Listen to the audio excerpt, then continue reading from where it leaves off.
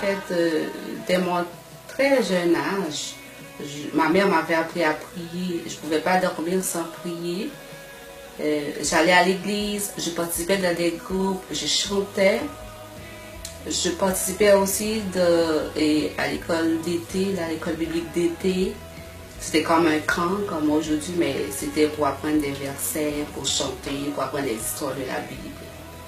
Donc pour dire que, je pourrais dire, comme beaucoup de personnes, que je suis née chrétienne. Mais je pense que ce n'est pas le cas parce que tout ce que je faisais à ce moment-là, pour moi c'était comme un genre de routine. Je n'étais pas imbue vraiment de ce que je faisais.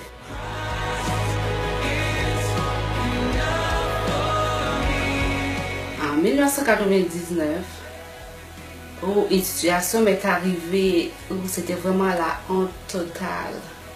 Je me faisais même ridiculiser par des gens qui étaient contents de mon sort. À un moment donné, je ne savais pas quoi faire.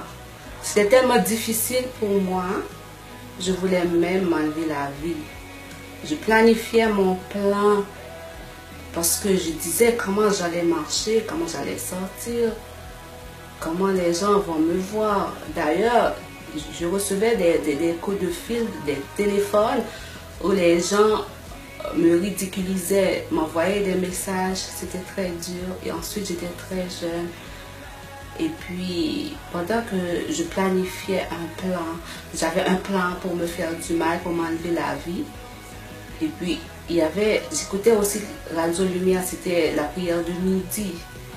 Et puis, à ce moment, le pasteur qui dirigeait la prière disait, écoute, ne te fais pas de mal. Dieu est vraiment au courant de ce que tu vis présentement. Il a un plan pour toi, ne te fais pas de mal. Là, j'ai senti que ce message était pour moi et que Dieu adressait la parole vraiment à moi pour me dire qu'il m'aime et qu'il est là et qu'il est plus fort que les circonstances et que son amour est plus fort que ce que je vis, ce que je traverse. Là, j'ai senti son amour. Et puis là, j'ai dit à une amie qui était aussi triste, qui venait prier avec moi, que maintenant, j'ai une joie vraiment parfaite. Je me sens libérée, je suis bien. Là, je lui dis, ah, je vais manger, je peux rire, je peux recouvrir le vrai sourire que j'avais avant.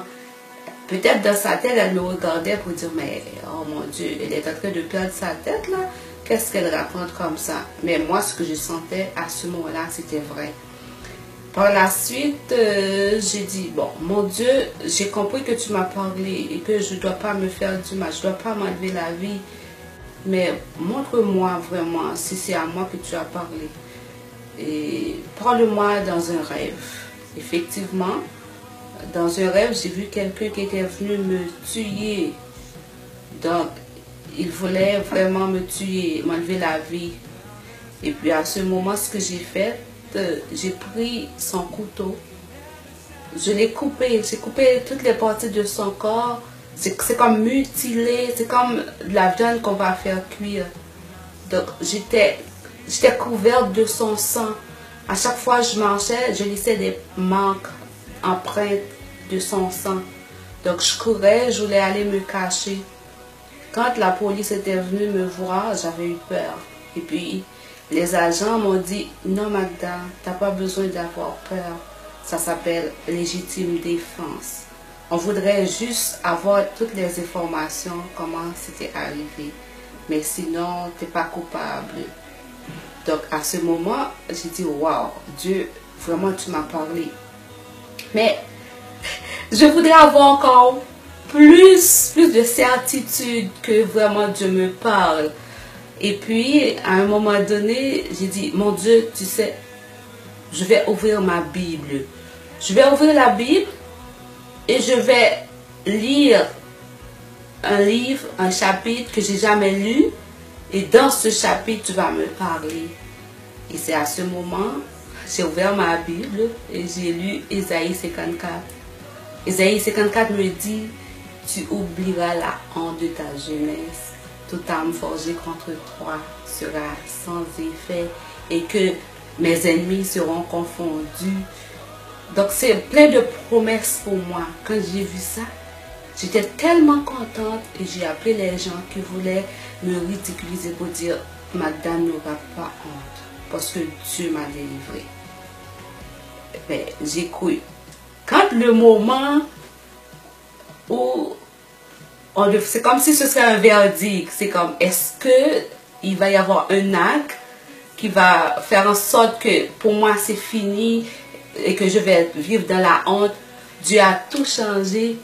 Dieu a semé la confusion. Il a pris ma honte. Et maintenant, j'ai plus de honte.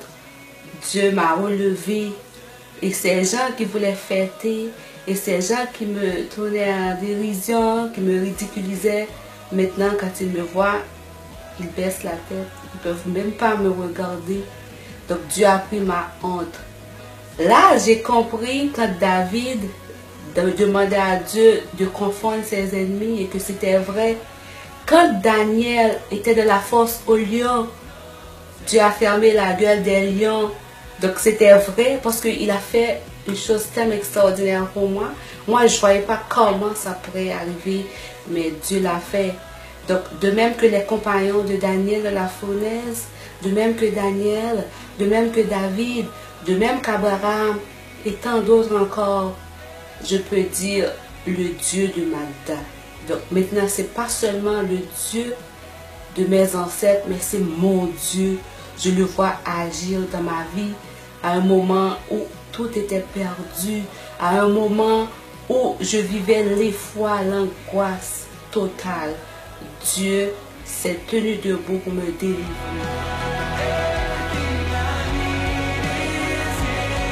Aujourd'hui, qu'est-ce que je peux dire aux gens qui croient et ceux qui ne croient pas en Dieu? Oui, Dieu est réel. Il a manifesté son amour envers moi de façon mystérieuse. Il peut faire autant pour vous. Il suffit de le chercher. Il va se laisser trouver. Il est fidèle et sa parole est véritable. Qu'il en soit ainsi pour vous, mes frères et sœurs. Donc je peux dire, ce qui devrait être une honte pour moi devient une riche bénédiction. Donc je suis bénie de cette situation. Et depuis lors, j'ai pas peur du lendemain. Et depuis lors, les circonstances ne me font pas peur. Parce que je sais, ce Dieu qui était là hier, il est là aujourd'hui et il sera là pour l'éternité. Qu'il en soit ainsi.